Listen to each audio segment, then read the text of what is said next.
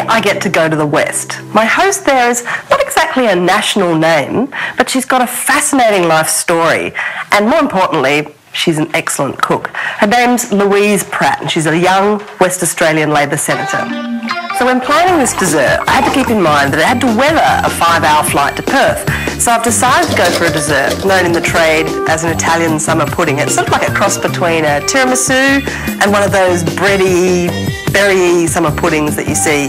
This one's got a heart of chocolate mousse and an exterior of sponge fingers soaked in frangelico and coffee.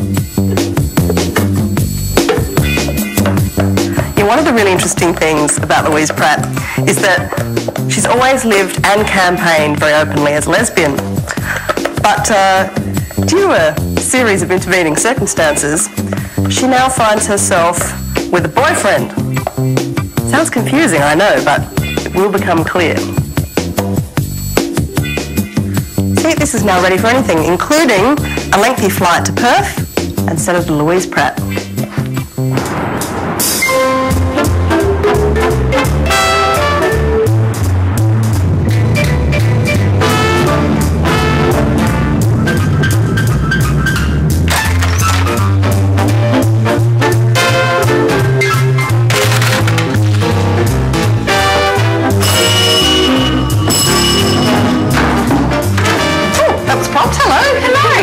Welcome.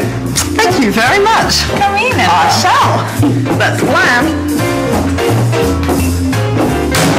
Oh, wow. What a great place. Thank you. Thank you. You built it yourself, I take it? Well, renovated it a few years back. Oh, really? Yeah. Wow, it's lovely. This is actually my dream kitchen, I believe. Yeah, well, I went about trying to create my dream kitchen. So. Really? Oh.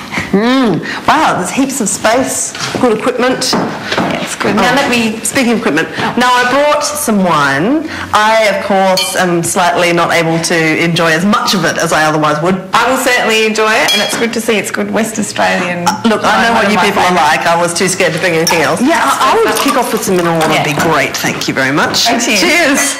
You have no idea how lame I feel cheersing. I'll see you a bit later, Jill. Now, I've been rather excited about coming to visit you because you are a tremendously good cook, I understand. Well, I enjoy cooking. So put me out of my misery and my suspense. What are we having? Well, we're having a crab linguine and with Shark Bay crab and with some pasta that I've made up this morning. Oh, that is excellent news. I do love a home pasta maker. And I've even got some truffle to put on top, but we'll see how that goes. Where'd you find a truffle? Well, Manjimup in the southwest is now very successfully growing truffles. So yes, Australia has its own truffle farm. Oh, that's it. Perth, West Australia's just going to secede now that it has the truffle, isn't it? Oh, that sounds awesome. And then we're going to have well, for starters, we're actually going to have these little Indian fritters that are actually a breakfast food with scallops and herbs and things. My God! I knew this would be worth it. Good. Well, so first up, we need to go and get ourselves some herbs from the garden. Perfect. All right, you lead the way. This is Flynn. Oh, a hound. Hello, hound. Yes. What an excellent looking dog. He's Tops, is Flynn. Now, what's involved in that dog? He's a Border Collie Staffy cross, and he loves chasing balls. What a good grin. Yeah, he's a very happy dog. He's a real joy and very hard to leave behind when I go to Canberra. Yeah, well, Perth is not a fun place to commute from, Canberra. Don't you find there's always something, I mean, having a home herb garden always just makes you feel so smug and self-satisfied. On the odd occasion where all my herbs are firing at once, I just think, God, I'm a goddess. Yeah, that's why I did it. Yeah. That's why I grew the herb garden. This kitchen is hilarious. It's exactly like a television kitchen. I didn't design it that way, but I did design it to be a big kitchen. I really designed it so I could be in the kitchen and my friends could be sitting on the other side. Yeah, so, nice way to do things. Now, I am prepared to help you, and I will help you, but first of all, I'm going to eat all of this cheese. Good, so let's do that because I'm starving too.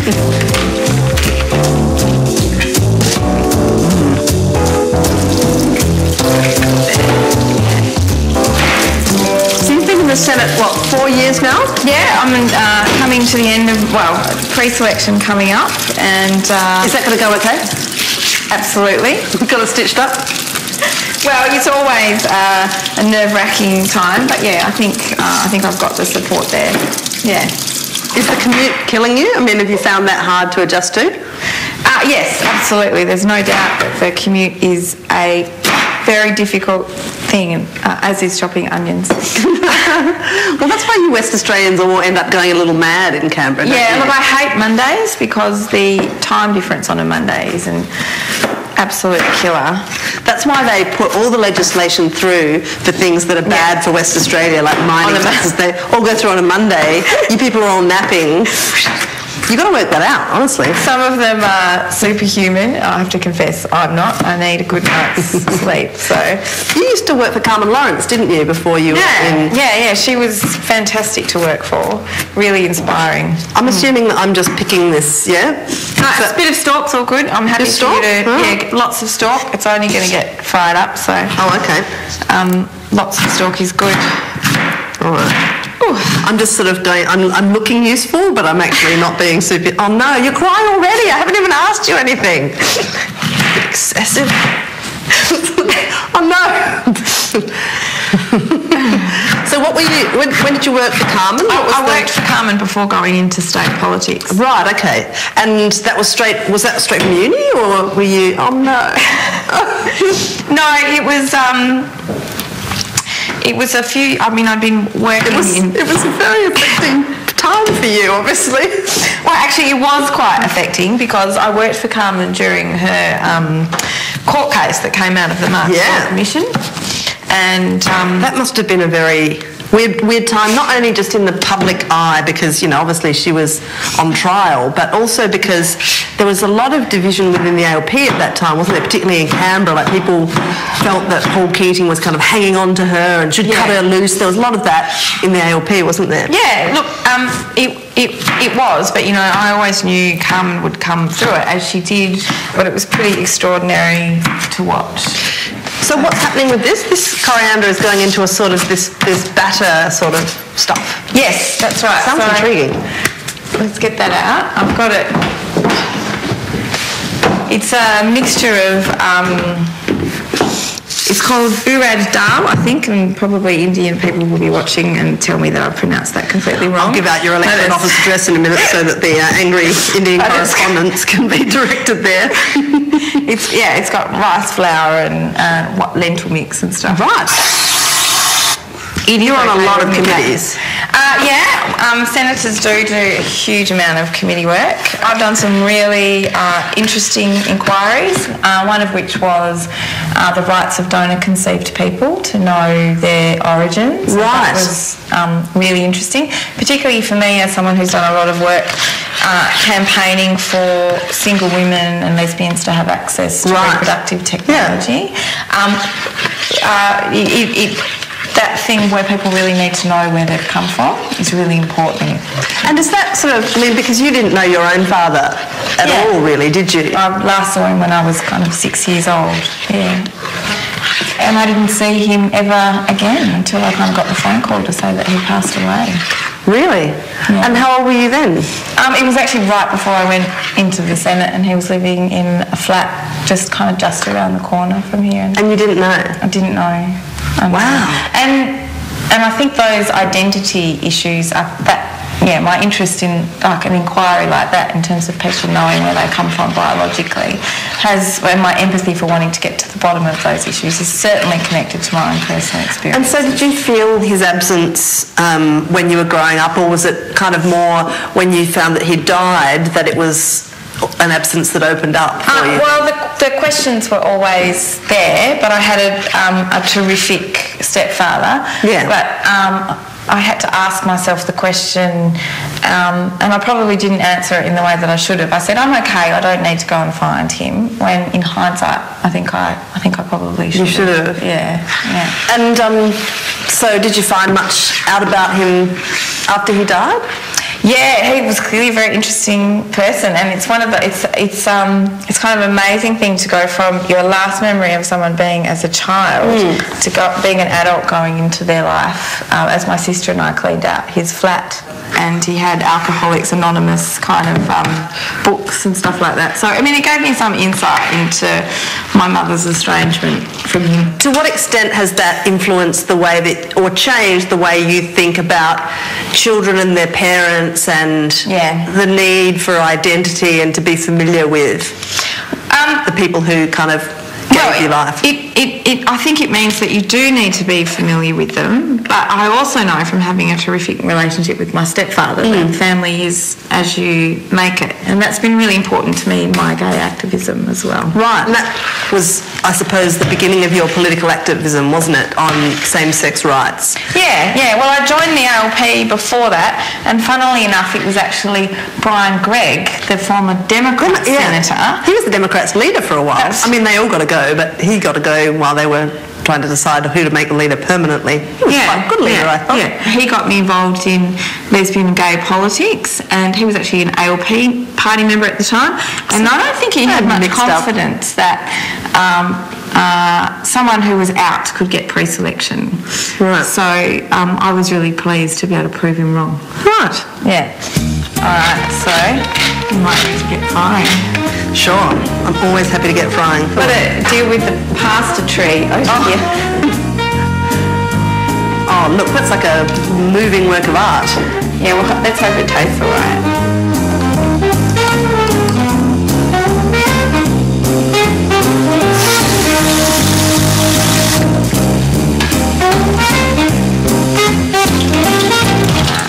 Now I'm going to get some chili jam out.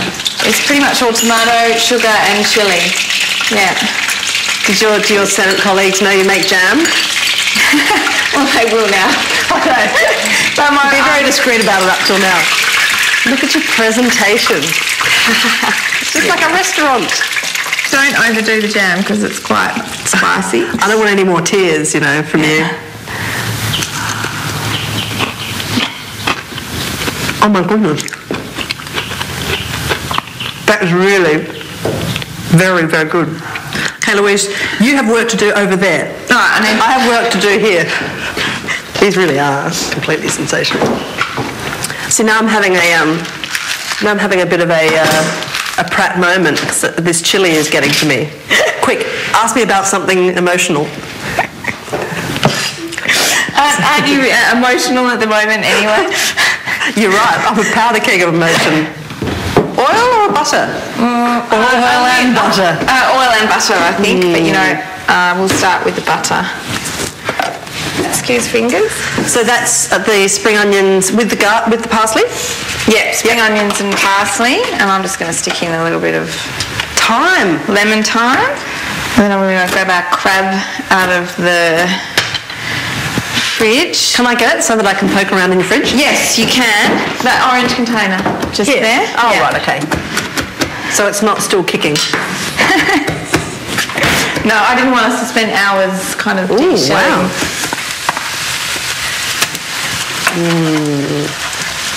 Maybe some more butter, what do you reckon? Look, I would never rule out further butter as a prospect.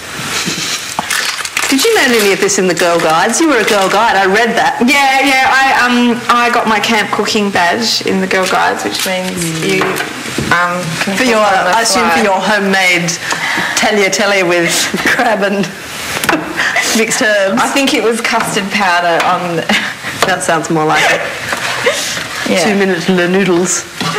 Yeah. But you weren't even in the Guides by accident. You were in the Guides for ages. Yeah, into my early 20s. Yeah, and I really enjoyed it. I think that you are developing some very, very serious parallels with Julie Bishop.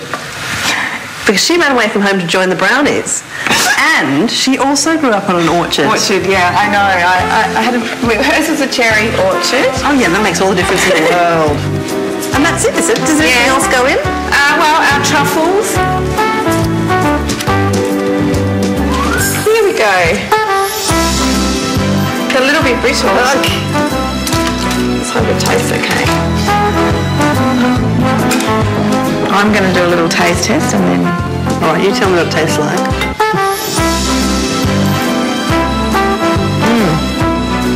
Good, but better with cheese. Okay, coming over. Thank you.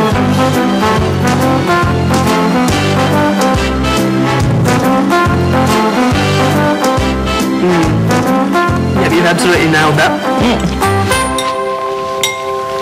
So I got kind of sidetracked before when I was charting your entree into politics. You got into politics originally through activism on same-sex issues, yeah? And through student politics, because I was quite involved at university. And in fact, I was asked to join the Labor Party by a bunch of boys on campus time and time again. And it wasn't until I actually met some good feminists and women in the party went, yeah, I actually belong here. And so that was really fantastic. And did you identify kind of as a feminist first and then a lesbian, or did you have your suspicions of what was going on? No, I was certainly involved in feminist politics while I had boyfriends in my younger days, yeah. And then you thought, hang on a minute. Well, I fell in love. I fell in love with a woman for the first time, and it's like when I fell in love with Aram, it's not really a matter of sexual orientation, it's just a question of who you love, really. Yeah. And was that a big surprise to anyone, your family, friends? I mean... Yeah, it was a bit of a surprise to my parents, but they dealt with it really, really well. Because I suppose it's a big announcement to make, isn't it? And in the, late 80s, early 90s? Yeah, early 90s, yeah. And what was Western Australia like, at that time? Well, was it kind of a place where you felt a bit nervous about? Yeah, I used to, so the age of consent laws for gay men it was 21 for gay men, so it was an unequal age of consent. There was no anti-discrimination protection, there was no recognition of relationships, and in the age of consent laws was an anti-proselytisation clause that said you're not allowed to promote a homosexual lifestyle. Yeah. Right. Wow. So, I've been campaigning against that and debating Peter Foss, who was the current Attorney General at the time, debating him on the radio, talking about those things. So it was a really big thing for me to go from that to being in Parliament, actually changing the laws on all of those issues. And when that is your, passion and the reason, that you got into politics to a certain extent, do you find yourself kind of badged with that cause? Yeah, look, I do get badged by it, but it's not my motivation for getting into politics, in that before I was an activist, I was actually a party member a long time before that, and I was involved in political activity, environmental issues, other human rights issues even before I came out.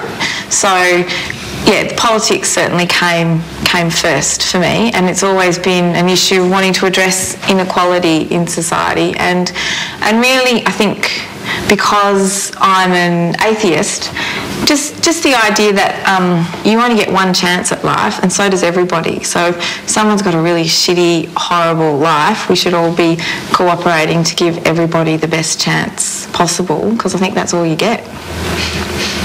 Spaghetti interlude.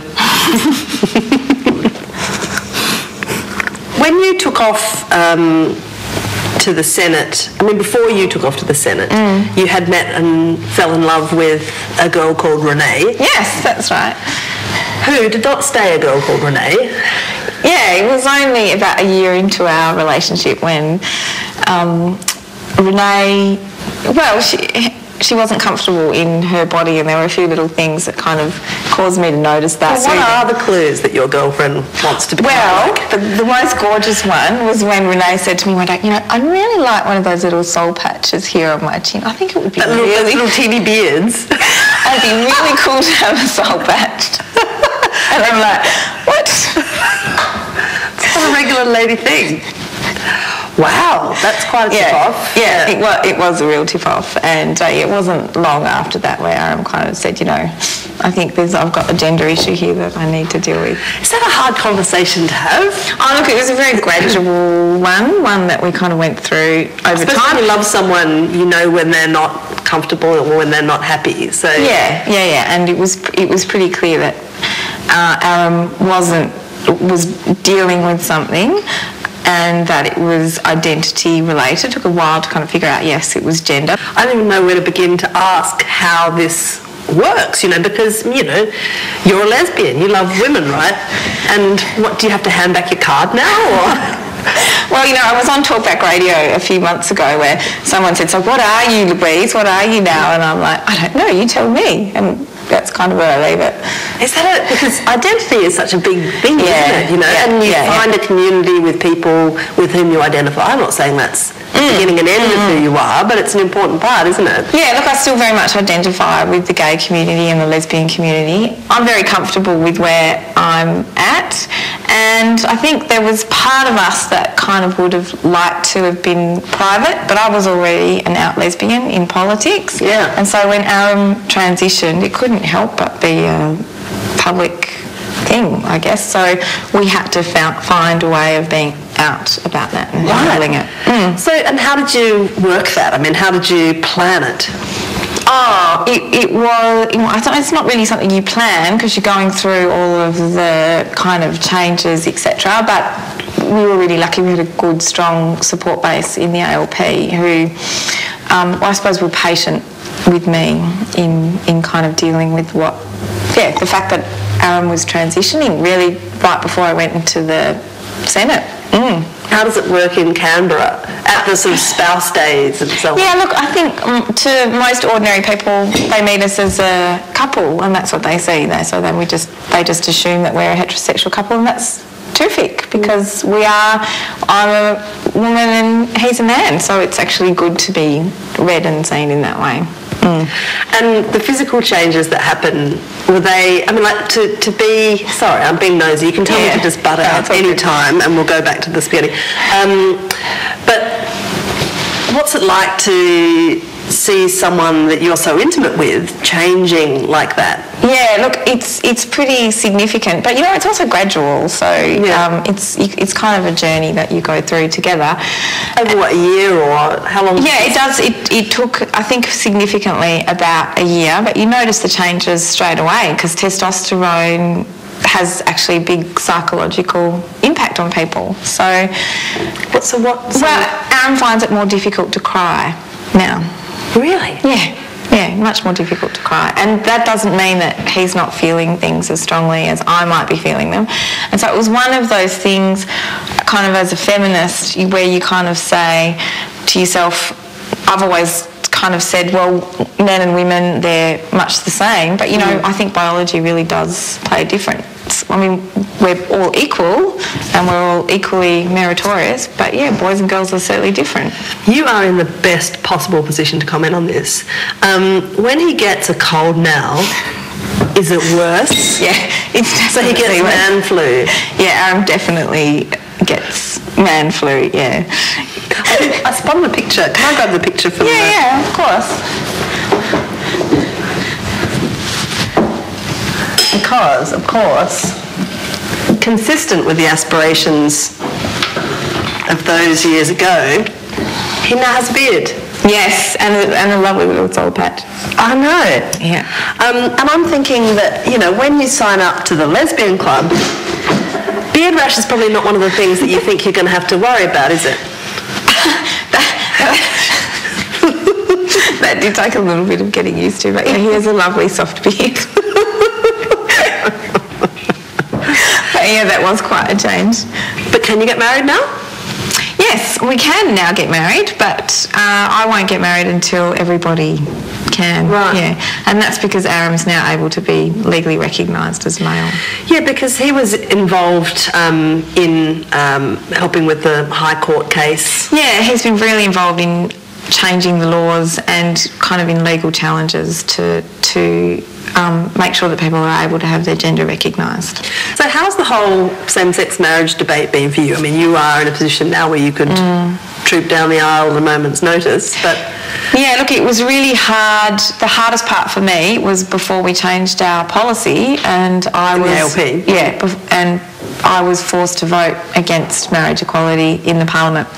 But I am pretty comfortable with the fact that I've had to do that because one of the things about being in the Labor Party is that I'm there to take the party and the community on a journey, and I know I've won these debates before and I'm going to win them in the future. So that period when, because Penny Wong got a lot of flack within the gay community for a period for voting with the party and for not making a bigger noise publicly. Now, she did a lot of work behind the scenes, but it's a big challenge for an individual to to keep quiet publicly about that stuff, isn't it? Yeah, look, I copped a bit of flack in the community as well. It's about understanding the Labor Party, I guess, and it's a tricky thing for some people on the outside to understand. But people like me are in there to take the whole community on a journey, and that includes the very broad church that is the ALP.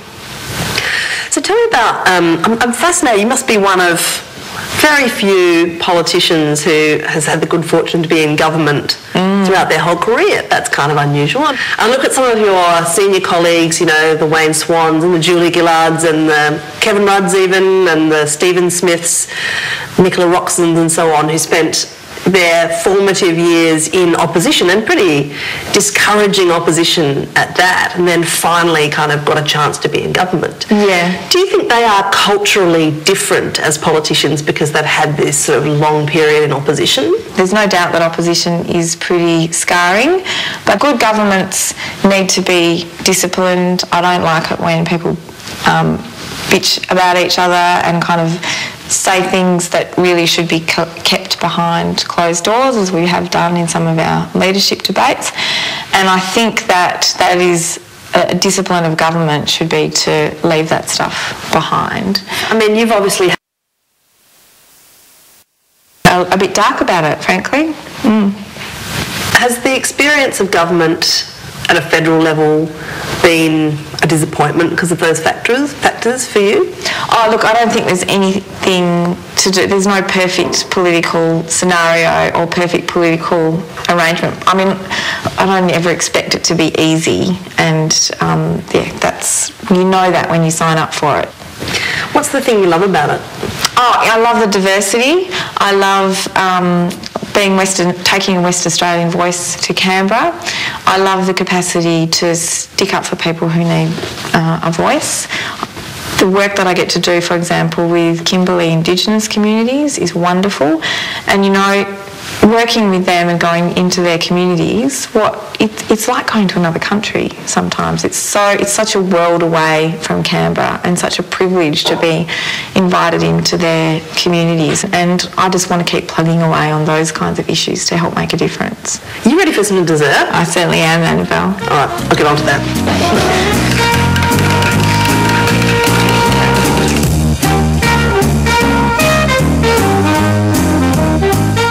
So what's in it? Well, the outside is sponge fingers soaked in coffee and frangelico. Oh, wow. And the inside is chocolate mousse. Thank you for bringing such a spectacular dessert. Well, I'm afraid it pales in comparison with the rest of the dessert. That is amazing. Hey Louise, thank you so much for having me. You are a great cook and a great hostess and very patient with my nosy questions, so thank you. You're very good at getting people to tell you all their secrets. You know, it's a good art to have, and you've been a real pleasure to have in my house. Well, thank you very much, and I cannot rule out the possibility that I will be going back with some more of those fritters. Thank you. Cheers, thank you. See, I told you there would be lots of this left over.